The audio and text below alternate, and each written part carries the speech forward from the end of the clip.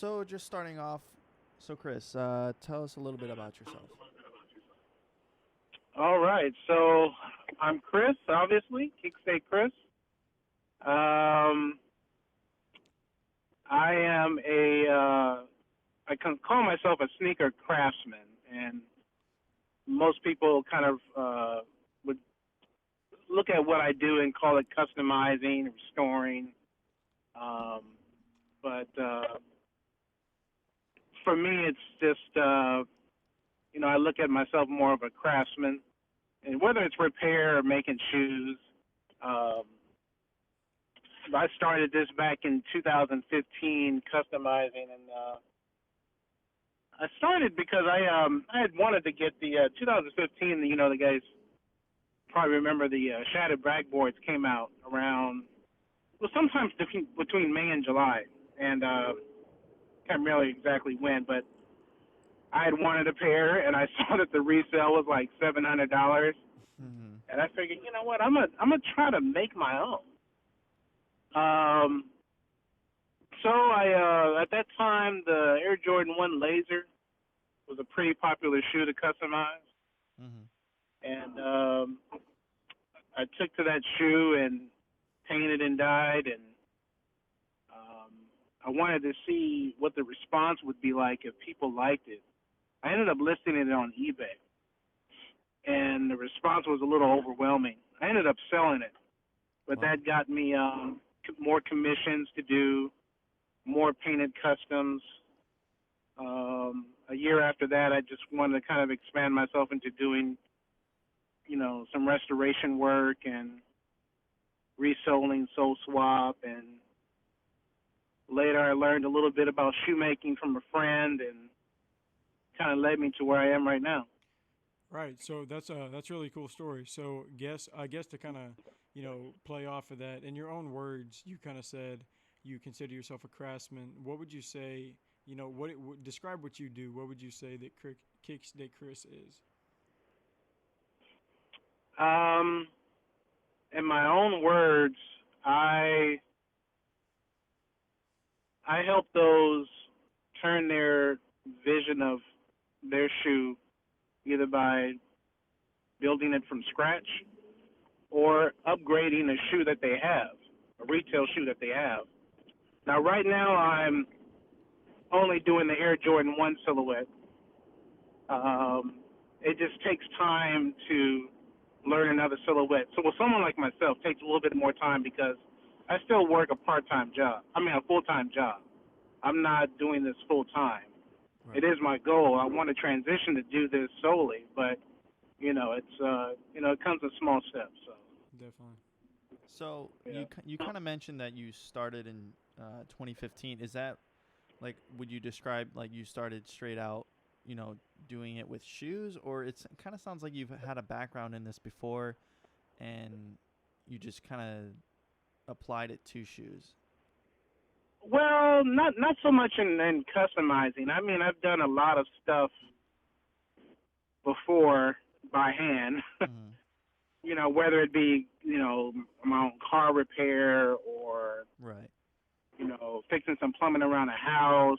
I had a green thumb for about 5-6 years before that, and so I'm real comfortable with doing things.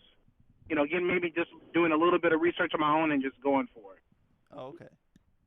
Yeah. So I just took to it. I was like, hey, I mean, all it is, it's just paint, and I had a pretty steady hand. I'm pretty good with, I'm detail oriented enough to say, I need to do this or that to make it look clean, Right. not sloppy. Yeah.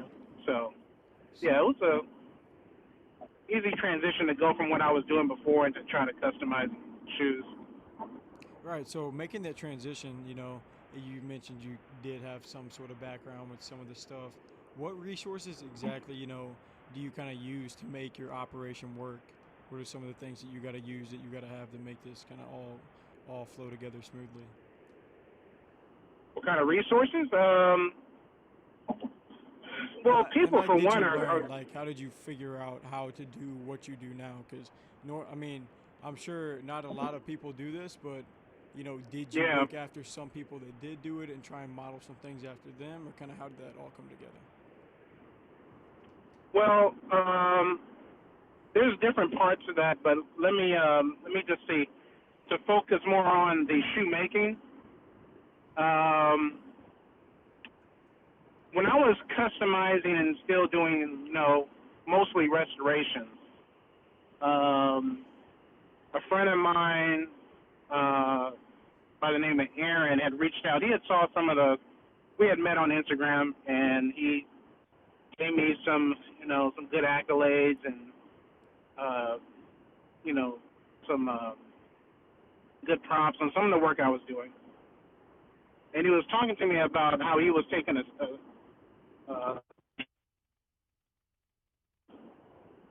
and he had learned how, from Dominic, the Sioux surgeon, how to construct the Air Jordan 1. And I thought it was amazing because I wanted to do that class too, but it was just too expensive. Yeah. Even now, it's even more. Nope. I think we're losing him. Now it's 500. So he allowed me to come over to his place in Culver City, and he taught me a lot. Taught me a great deal. Gave me some tools. I eventually found another person in the shoe industry and shoemaker. His name was Greg Salas, and he offered shoemaking kits under his company name, Los Angeles Shoe Company, LASCO, LASCO, and he taught me a great deal. So it carried me a long way. Right now, I'm kind of doing something a little different that I kind of taught myself. And it mostly has to do with the way that the shoes are constructed. This might be going over a lot of people's heads, but, we're all trying to find our own niche. Right. And I saw something possibly that I could maybe try to, separate myself and make my own lane into trying to customize and customize retail shoes. And when I say that, factory-made shoes are made a lot differently than the way that we see handmade shoes made. There's a particular way that it has to be shaped. And really I just did my homework to find out how I need to construct this in a way to do that. Because mostly when you see people do customized handmade shoes, they're building it from scratch. Not a lot of people know how to take an Air Jordan 1 off the shelf and add new materials to it. Because they don't know if they could do it, they could add the material, but how are they going to get it back to its shape? That was the whole key to that. So that's what I kind of taught myself how to do that. Wow. Yeah, that sounds like over the years, you kind of been doing this. It's like you've sounded like you've gotten a lot of help from people, but as well you kind of added your own style to it. Yeah. I've done my best to try to stay relative, and the challenge is always going to be there. It's just for me, it's I first off did it because I wanted to, and it was fun. It just became quickly profitable, and I said, well, maybe I could turn this passion into something that could help me make a living. Right. And that's what I've been. That's my journey. That's the dream. So yeah, that's the dream. So let's just kind of hone in on, like, let's say your most recent project. We have it on our screen. The new, looks like a Jordan 1 with the red backing to it. I don't know. I guess it's a kind of denim.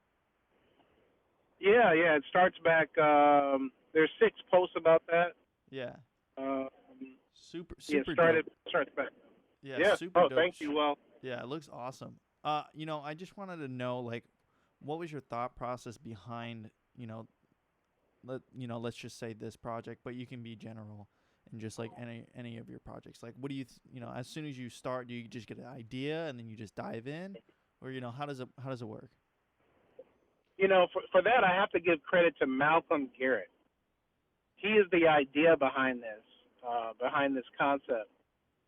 Malcolm Garrett is a guy from Jersey who does a lot of customizing, painting, dyeing. I mean, if you look at his page, he's a monster with color blocking, all kind of creative things. He does a lot of things, photography, younger kid than me.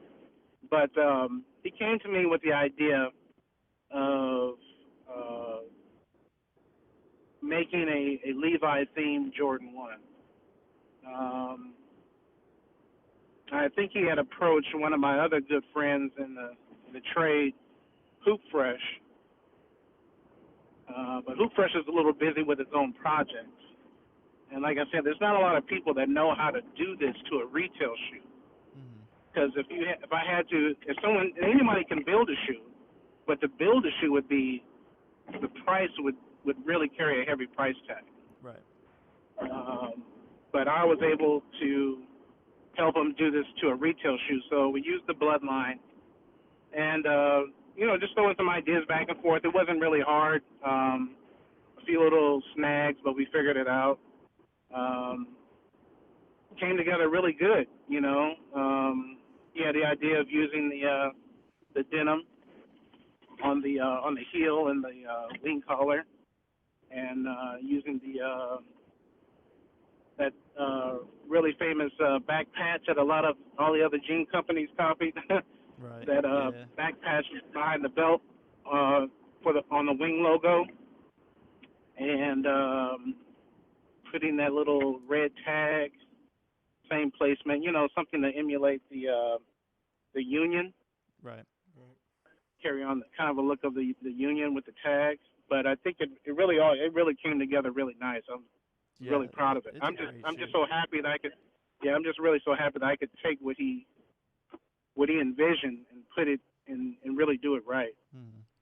Yeah, and it was very cool. And just like, not just this project alone, but just looking over some of the shoes you've done, you've been able to create some pretty incredible looking shoes for sure. So our question is, what were some of the challenges whenever you first started? Because obviously, some of the projects that you're working on now, you probably wouldn't have started with whenever you were entering into this new realm. So what would you say some of the challenges were whenever you first started off? What some of the challenges, when you're trying to learn something, you want a little direction. And in this craft, you're not going to get that. Yeah. Because everyone wants to hold on to it. They're busy trying to master it and hone it. Even some of the basics. A lot of people don't want to really teach. Well, there's more teachers now, but back then there wasn't really a many people. Shoe surgeon was one. There's a couple of others, but it doesn't seem very likely that they would really, take you serious and give you some things to work with. So I just kept pushing. I was like, there's a will, there's a way. And I learned without having to take a surgeon class. And then, but a lot of these things you just have to try it.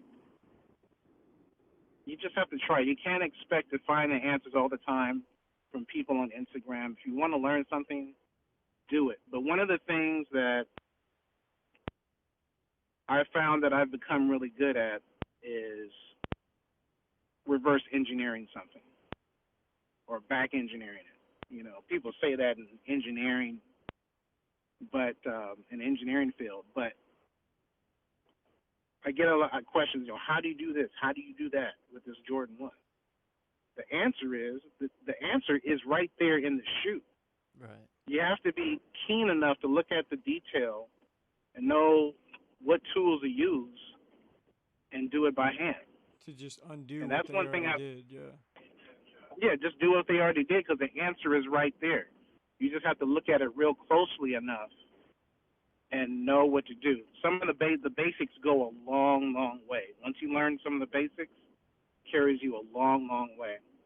And that's what I did. I just basically, with some things, yeah, I took what I was taught, but there were a lot of things that weren't taught to me, and I just basically and essentially just duplicated what Nike and Jordan brand did, and I just did it by hand. But it takes a lot of ingenuity, and sometimes you can't really teach that. Yeah. You have to, with some people that I'm trying to, some people along the way that I've, tried to, give little, tidbits here and there. I begin to see that some people don't have it, or they haven't developed it yet. This isn't something that comes overnight, but it definitely takes some practice, and that ingenuity doesn't come easy. You have to learn how to think out of the box a lot, and especially in the beginning, because you're not going to get all the answers. Not everyone has $3,500 just to learn what to do, though. Yeah. You have to do a lot of research. Oh, yeah. It doesn't come easy. But I'm telling you, if I can do it, anybody can do it. Mm-hmm. It just takes effort. Yeah, it definitely. I mean, it shows. It shows that the effort that you put in, it pays out on the product. So, so moving on, kind of reversing that question from your challenges. What was probably one of your best achievements that's, you've experienced doing this? I have to say one of my best achievements have been from making the Wu-Tang Air Jordan 1 that I did. When I did that project early on last year, I had realized, their anniversary is coming up. Their 25th anniversary is coming up in November. Mm-hmm. I knew I wanted to make a shoe, but the highlight of that whole experience was meeting two of the members of the Wu-Tang Clan and having them autograph the shoe. Wow. Yeah, that was it was so surreal. It was just amazing for me. And they honestly had good feedback. They told me that they liked what they saw. Now, the RZA and the Master Killer, the two of the members, they're vegans. So, I couldn't really, I'm not really trying to sell them on the shoe. Right. But they're vegan. RZA is, in his product line, 36 Chambers, they all use vegan materials. Mm. Obviously, this has like cowhide, lambskin, and all that. We didn't get into it, but I knew it wouldn't be really something that he would really approve of. And I don't know what their relationship is with Nike and Jordan. It's not, it was just something for them to see how much love I had for their music growing up and how it influenced me. But that was one of the biggest highlights, is meeting them, having them hold my shoe, and giving me that nod like, yeah, you did good, and they signed it.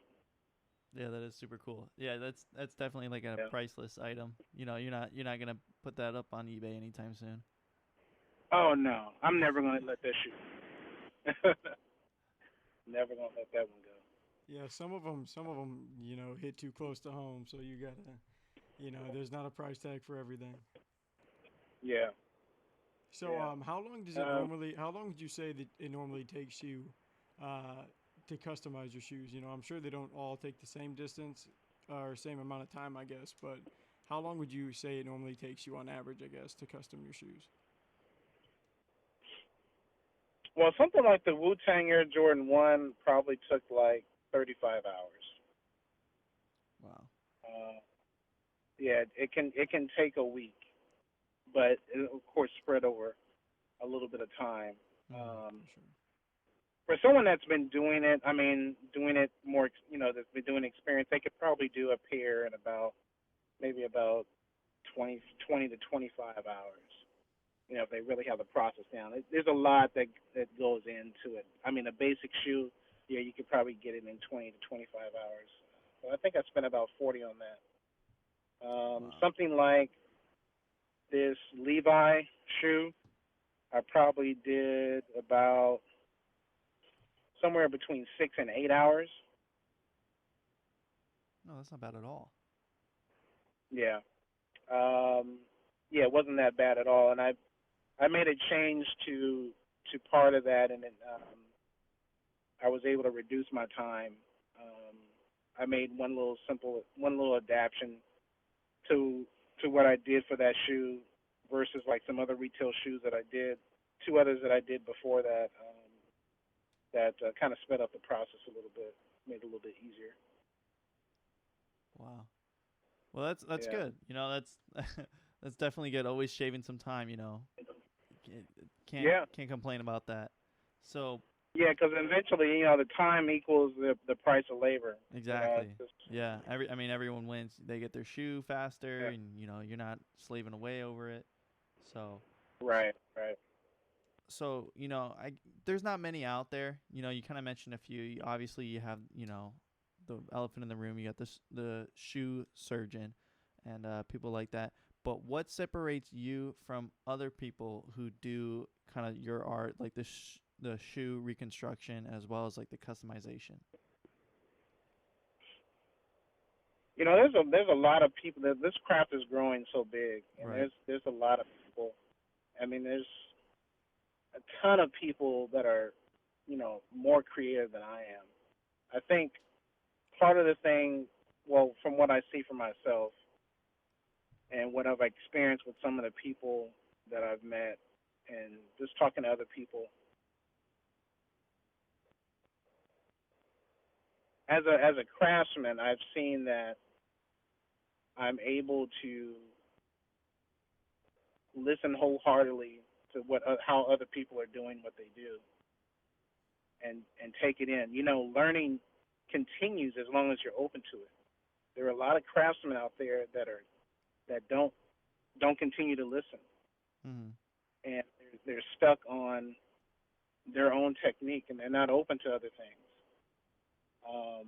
There's what Greg Solis told me one time. There's not one way to make a shoe. There's no wrong way to make a shoe. You just have to find your own way, your own technique, and stand by it. Does it come out? Does it come out? What's the end result? Is it how wearable is it? How durable is it? Are your lines? Is the stitching straight? There's just quality things that you see, but how you do it is up to you. But there's no wrong way to make a shoe. So for me, I know that I'm always open to listening and hearing how other people are doing things. The other thing that separates me is just some of my techniques. Like I said, there's not a lot of people doing what I'm doing to a retail shoe. Mm-hmm. Uh, um, Most people are just kind of constructing things a little bit different. But for right now, that's my main niche, is being able to really adapt on a retail shoe. Um, I guess to expand a little bit on that a little bit more, but not give so much away. Um, Have you ever seen a shoe off of the sole? Yeah. It kind of looks like We've seen pictures of it. We Yeah. don't like personally do it, but we've seen like photos of it. right. Kind of looks like a weird sock. Okay. Yeah. So most of the handmade shoes now are what we call board lasted, and that's when you have a finished upper, a shoe upper that's all sewn, and you have to shape it into the silhouette. And then we do that with a last. It's like a plastic molded hard piece of thing. It looks like a plastic foot. Mm-hmm. Every style shoe has a last, and there's a different last for every size. Um, Most of the time, the bottom part of the shoe has an extra allowance of material on it, and that's used to stretch it over the bottom. When it's laced up and it's stretched over the bottom, the leather stretches and conforms to the shape of the last. That's how you get Air Jordan 1 shape, or a boot is the same thing. Any shoe has a last. To get the leather shape, it has to be stretched over the last. Right. But there's different ways to stretch it. You can stretch material over the bottom, and this other technique is called strobo lasting, and that's where there's a fixed material sewn around the bottom, and then a last is slipped into the upper, so that material on the bottom kind of holds the leather in a place where when you slip this plastic last in there, it then stretches. The trick is sewing it on. That's the whole thing. Yeah. I had to study how that thing is stitched on from a retail shoe, because no one can tell you, oh, you sew it on this way. No, you have to study it. And that's what I did. Wow. Yeah. It sounds like already, like I know from other, we've interviewed some other people that do customization, not reconstruction though, but you just seem very, particular, and like the process that the way you do your shoe, you put a lot of time in before you even see the shoe. So that's awesome. Yeah. But yeah, thank you. Yeah. So now, yeah, we'll just the last question we have for you before we wrap it up is, we ask all the people that we have on our podcast, sneakerheads, store owners, whatever the trade is, what is your all-time favorite shoe, and do you currently own it right now? My all-time favorite shoe? Yes. Yeah, I'd have to say I do. I mean, my all-time favorite had to be the first one, which is the Air Jordan 1. And I love a lot of the old silhouettes, not like the originals from '85. Right. And I have some of those. I'm big on the Air Max 180. That's one of my favorite shoes. I don't have a lot of them, but hopefully Nike will begin to maybe they can bring that silhouette back. Yeah, they haven't brought that back. And formulate some more colorways for that. Every now and then you'll see a new one come out. I think one of the last ones I seen was like the Fire and Ice pack, but hasn't been really a lot. Right. Yeah. But yeah, the 180 Max is one of my favorites. I wear that shoe practically almost every day. Once I get home from work, I need to go outside, I slip on my 180s, or the grocery store. That's just like my go-to shoe. Right. Very cool. Yeah. Well, so I think that's gonna wrap it up on our end. We don't have any more questions on our side. So the floor is yours. If you wanna, feel free to shout out or plug whatever you want. Your services as well, or you can even ask us some questions if you like. So feel free. Okay. Well, I'm just going to thank for everyone that's been listening to this podcast. Thanks to you two guys. Appreciate you guys inviting me on. Yeah, no problem. Yeah, our pleasure. I hope the listeners gain a little bit of insight to it. The power is just within everybody to just take control,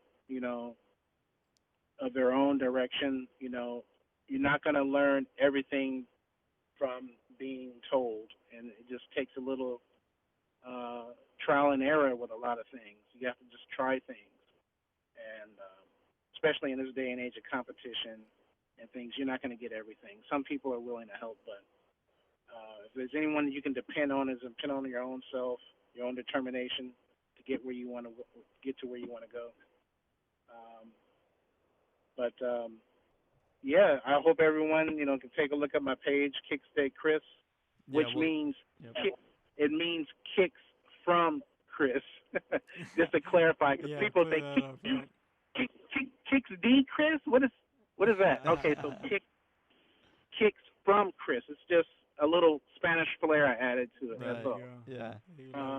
So kicks from Chris. So I'm happy to finally being able to kind of live up to that, and I'm going to be maybe letting go of some of the things that I was doing. I have let go of painting, but right now I'm just kind of maybe 80% doing more construction, a little bit, some restoration still, but Right. anyway, I hope that everyone can take a look at my page and see, and if they have anything in mind or have any questions, I'm open to help out as much as I can, and yeah, that's really it. Great. Yeah, Right. we'll tag everything. We'll put everything in the show notes below, so the viewers can easily find your Instagram and whatever you'd like to plug. We'll put it underneath the show notes. But I think that's gonna be it from our end. Landon, do you have anything else to say to our viewers? No, but thank you guys for listening, and thank you, Chris, for coming on and sharing some of your stuff with us. It was really neat to hear all that, and I know the viewers will agree. Okay. Yeah, I appreciate you guys.